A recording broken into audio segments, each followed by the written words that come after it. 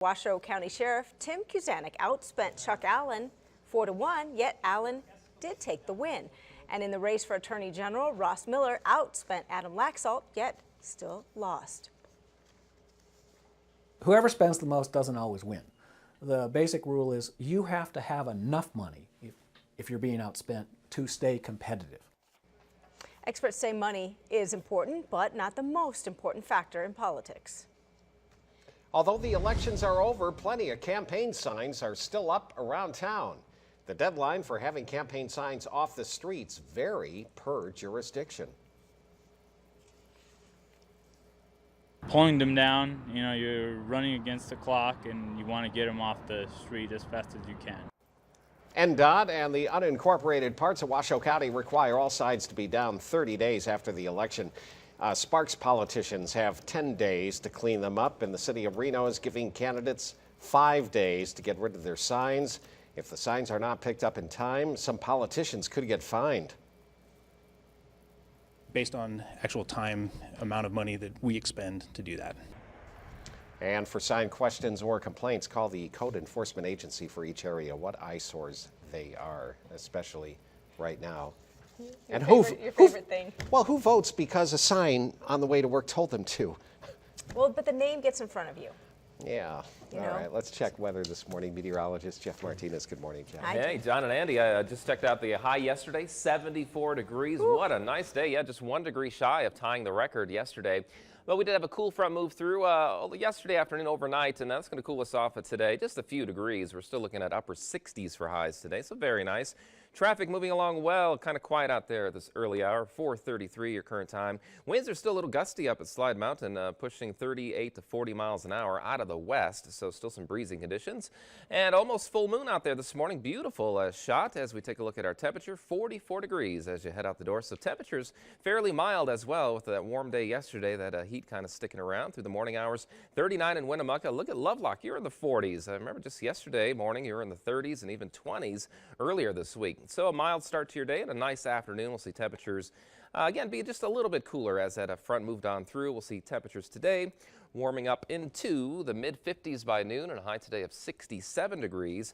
And most areas will be in the mid to upper 60s, so just a little bit cooler than what we had yesterday. So coming up, we'll talk about your weekend weather and see what's on the horizon in the next several days as well. That's your latest forecast. John and Andy, have a good day. Well, it's a weird contrast because after that sunny, kind of mild weather, we're talking about ski season in the Sierra, which officially, believe it or not, starts today. It is hard to believe, but 2 resorts are actually opening parts of their slopes to the public later this morning. Yep. And Landon Miller is live right now at Mount Rose Ski Tahoe with a preview of the big day. Landon, is there any snow out there?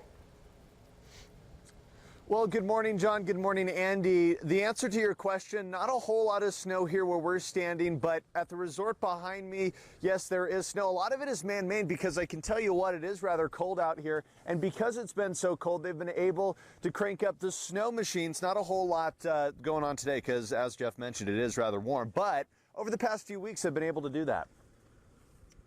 We sit up here at 8,260 feet, and this side's all facing north, and that's really to our advantage as well.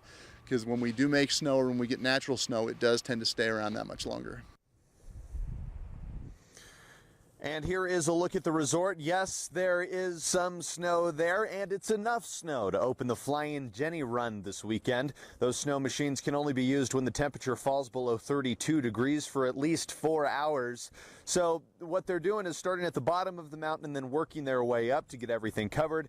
Thus, the lower elevations of the resort are opening sooner, but they say they hope to open the Ponderosa lift at some point soon if you are familiar with Mount Rose. Now, Boreal is also opening later this morning, 9 a.m. They will offer one run with 6 terrain park features as well, but both resorts say the bottom line here is that it is hopefully a start to something big. Everybody likes to get their first taste, so to speak. And yeah, we anticipate we'll have a fun crowd this weekend. The Flying Jenny Run opens this morning at 10. It is open until 3 o'clock in the afternoon, and that is the schedule all weekend long here at Mount Rose, 10 to 3. So even though it's something small, A lot of people are looking forward to this weekend, John and Andy. Yeah. So, did they give you any indication as to whether the prices would be reduced since it's a limited Good runs? point.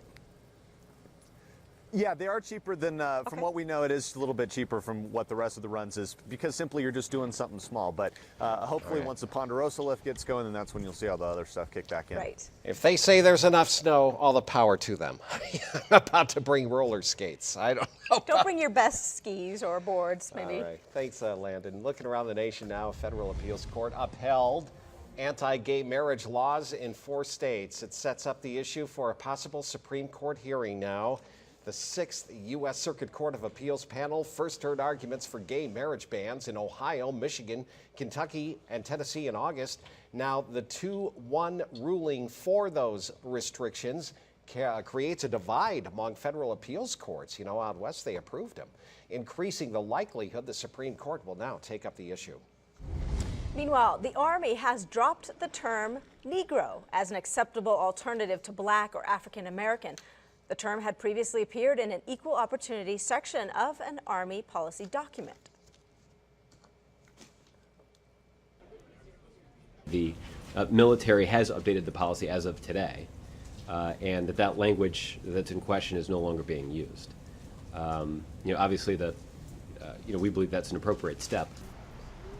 The Army also offered an apology to anyone who was offended. The language came from a government-wide policy written in 1997. A retired Navy SEAL has identified himself as the man who fired the shot that hit Osama bin Laden in the forehead. Robert O'Neill spoke at this charity event in Tennessee that supports combat veterans. He did not talk about the shooting of bin Laden there, but he did tell the Washington Post, which published the story today. O'Neill first told his story February last year to Esquire magazine, which identified him as the shooter. Meanwhile, voters in Washington state have decisively voted to expand background checks for guns. The passing of Initiative 594 means Washington joined 6 other states and the District of Columbia to require universal background checks for all sales and transfers of firearms. Washington state, however, is the first to pass a law through a citizen-driven initiative. Supporters of the law say they could be a model for other states like here in Nevada, Arizona, and Maine, as people supporting similar initiatives are gathering signatures. A new report by the New York Times says that Takata Corporation, the company at the center of that massive defective airbag recall, knew about the flaws much earlier than they said. The report says the company tested the airbags for flaws earlier than they admitted, and they worked to hide the results of the tests, telling lab technicians to just delete the testing data from their computers and throw the airbags away. It goes on to claim the testing occurred after an incident back then, although no recall was issued until 2008. Nice company to do business with. Yeah, 2004 they were doing the testing because they suspected something.